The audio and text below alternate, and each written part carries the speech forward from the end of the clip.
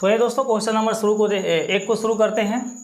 दिया है यदि 3 भागा 4 बराबर 11, 4 भागा 5 बराबर 39, 5 भागा 6 बराबर 89, तो 6 भागा 7 बराबर क्या होगा।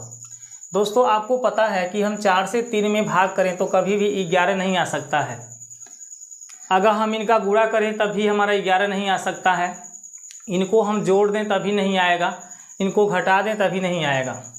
दोस्तों यहाँ पे दिमाग लगाना होता है कि आखिर हम इन तीनों पदों में जो 3 दिया है, 4 दिया और भाग का चिन्ह दिया है, इसमें क्या परिवर्तन करें कि 11 आए। और जो परिवर्तन यहाँ होगा वही परिवर्तन हर एक जगह फॉलो होना चाहिए। ठीक है दोस्तों। तो दोस्तों ये जो 3 दिया है, इस 3 का हम क्यूब करें, 3 का क्या करें क्यूब, और 4 का क्या कर दें स्क्वायर। मतलब आगे वाले संख्या का क्यूब करें और पीछे वाले संख्या का क्या करें स्क्वायर।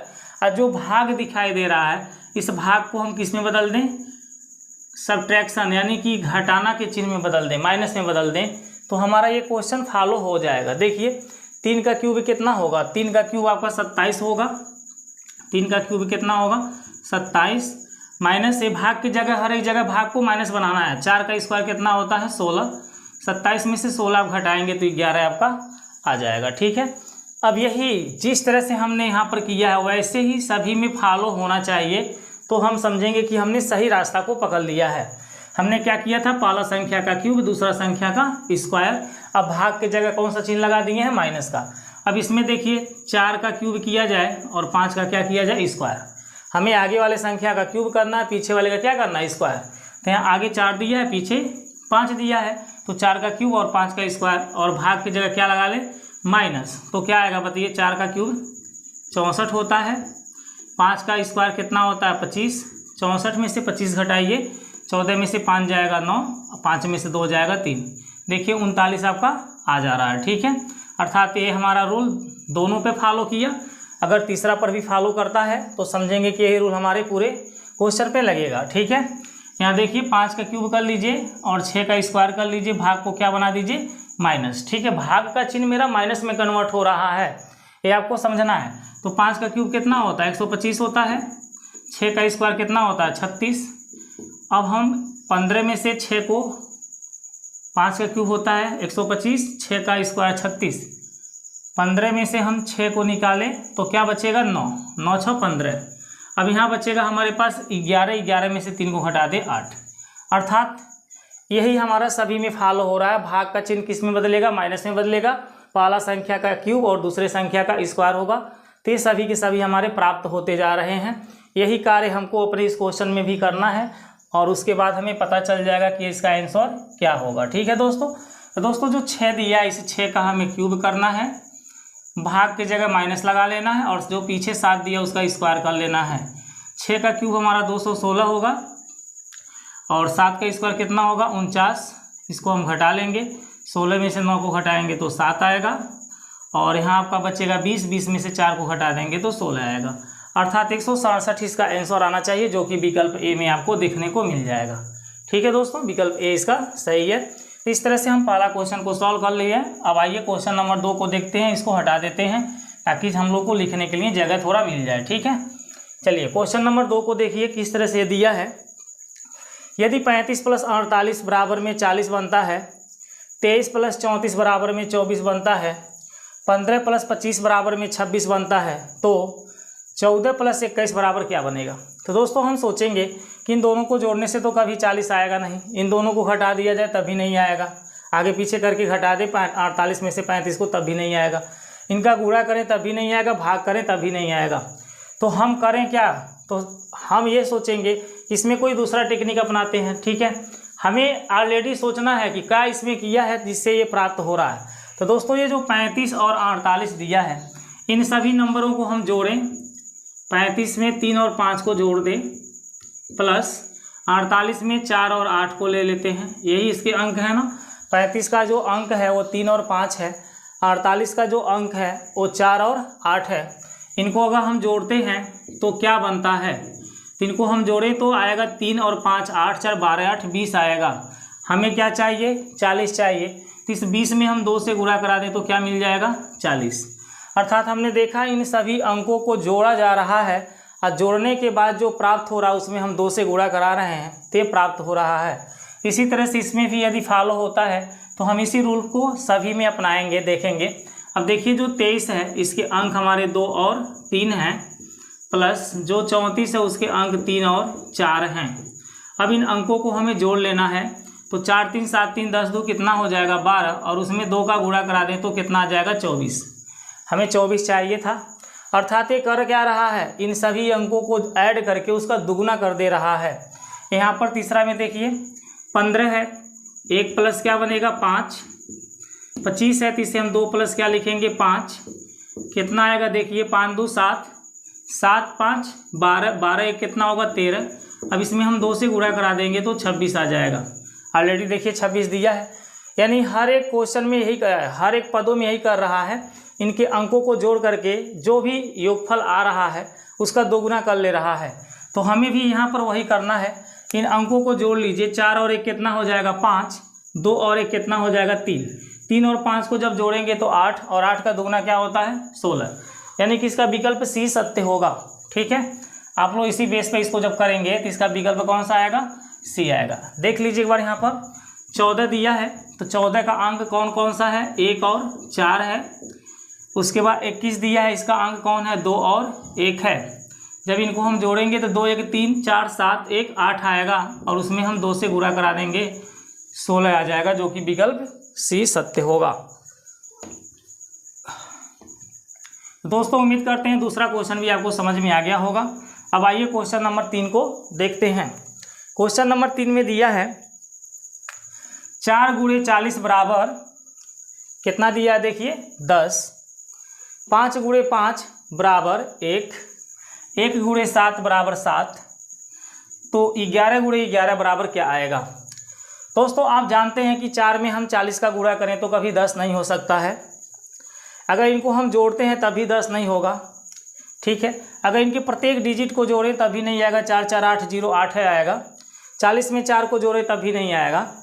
ठीक है, अगर इनका हम घटाना करते हैं तब भी 40 में से 4 घटेगा तो नहीं 10 आएगा। तो आएगा कैसे, तो दोस्तों अगर हम 40 को पहले लिख देते हैं और इसे 4 को कहाँ लिख देते हैं पीछे, और गुणा की जगह क्या यूज करने लगे भाग, तो हमारा सिंपल से 10 आ जाएगा, 4 10 में 40। अर्थात हमने इस पदों को क्या किया, जो पीछे वाला पद है उसको आगे कर दिया, जो आगे वाला पद है उसको पीछे कर दिया। गुणा के स्थान पे कौन सा चिन्ह लगाए हैं, भाग का, तो हमारा ये पहला पद 10 आ जा रहा है।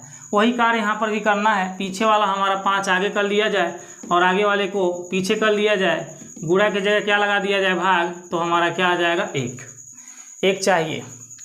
यहाँ पर देखिए पीछे वाला कौन सा पद है आपका 7, आगे वाला कौन है 1, गुणा की जगह क्या लगा दे भाग, तो 1 से 7 में भाग देने पे 7 आ जाएगा। ठीक है, अर्थात ये तीनों पदों में ये नियम मेरा फॉलो कर रहा है।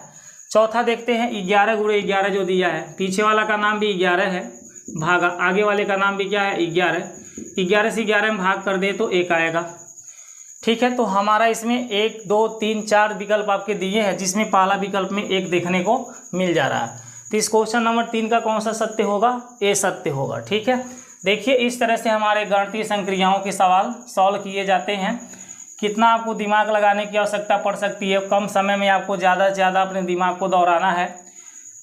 जब पढ़े रहेंगे तभी आप सोच सकते हैं कि ऐसे ऐसे इसमें के क्वेश्चन के आते हैं, ऐसे ऐसे सॉल्व होते हैं। ठीक है, इन रूल का प्रयोग किया जाता है तो आप तभी दिमाग लगा पाएंगे। अगर नहीं कभी पढ़े रहेंगे तो फिर दिमाग नहीं आप लगा पाएंगे। तो इसलिए आप ध्यान से हर एक क्वेश्चन को देखते चलिए।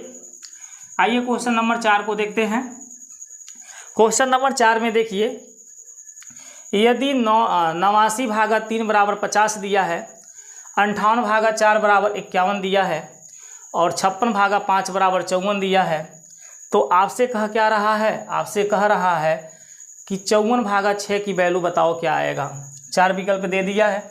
आपको पता है कि अगर हम 3 से 89 में भाग करें तो 50 नहीं आ सकता है, 4 से 58 में भाग करें तो 51 नहीं आ सकता है, ऑलरेडी कभी नहीं आएगा।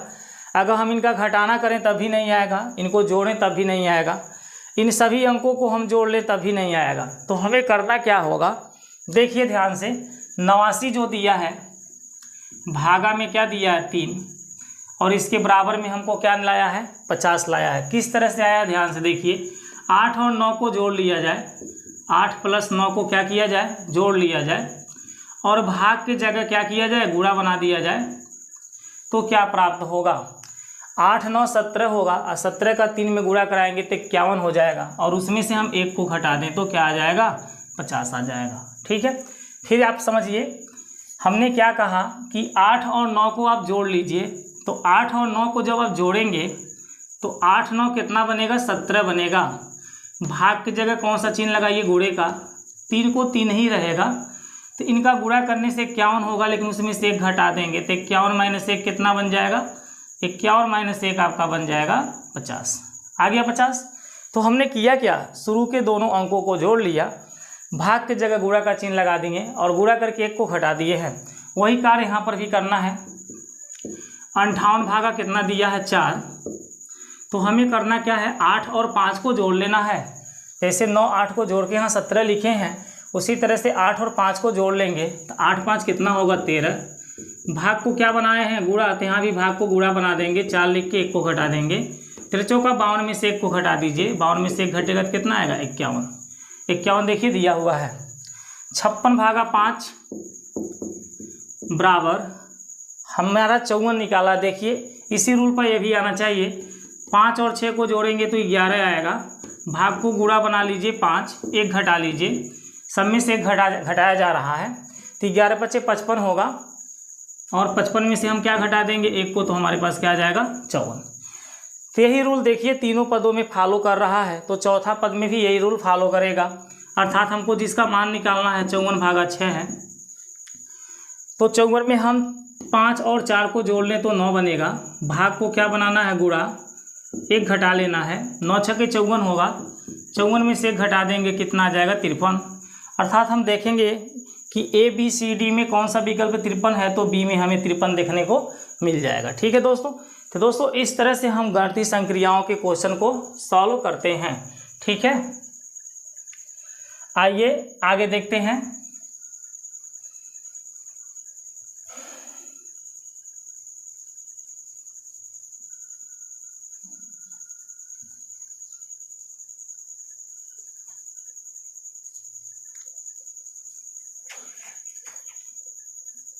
देखिए यदि 42 67 के बराबर 10 हो, 33 74 के बराबर 9 हो, और 42 55 के बराबर बोल रहा है, क्या आएगा।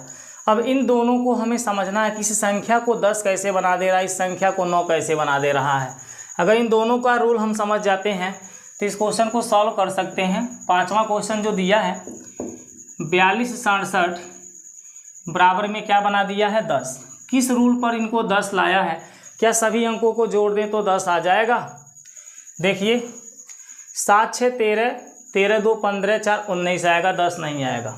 ठीक है, अगर हम पीछे के 2 संख्या को जोड़ें, आगे के 2 संख्या को जोड़ें और उनका अंतर देखें तो 7 6 13, 4 2 6, 13 में से 6 घटेगा तब भी 10 नहीं आएगा। तो किया क्या है, हम किस तरह से इसको सॉल्व करेंगे, तो यहाँ पर देखिए यह दोनों पदों को आपस में गुणा कराइए, पहला का तीसरे के साथ गुणा कराइए और दूसरे को चौथे के साथ गुणा कराइए।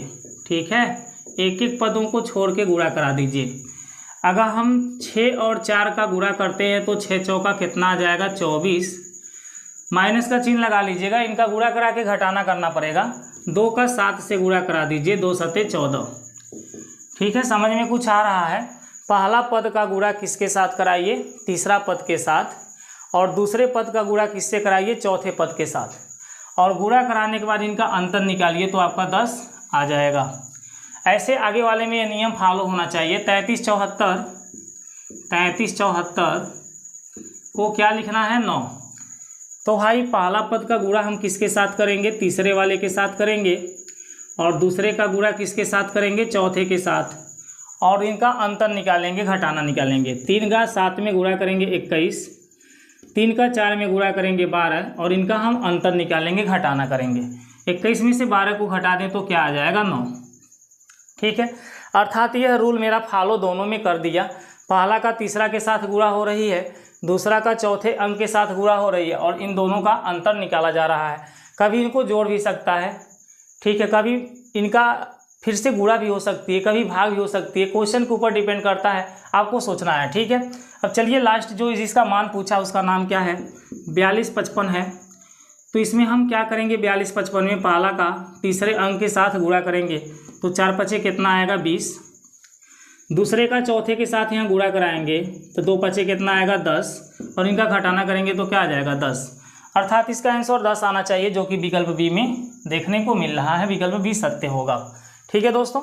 अब दोस्तों आ गया हमारा क्वेश्चन नंबर 6। क्वेश्चन नंबर 6 को हम लोग देख करके क्वेश्चन नंबर 7 को आप लोग क्या करेंगे, अपने स्वयं सॉल्व करके कमेंट बॉक्स में आंसर देंगे, और ये कल का जो क्वेश्चन 7वां है उसको हम देखेंगे, ठीक है। तो आइए क्वेश्चन नंबर 6 को देखते हैं। क्वेश्चन नंबर 6 दिया है, यदि 264 गुणे 2 बराबर 6। देखिए 264 है गुणे 2 और इसके बराबर में 6 ला दे रहा है।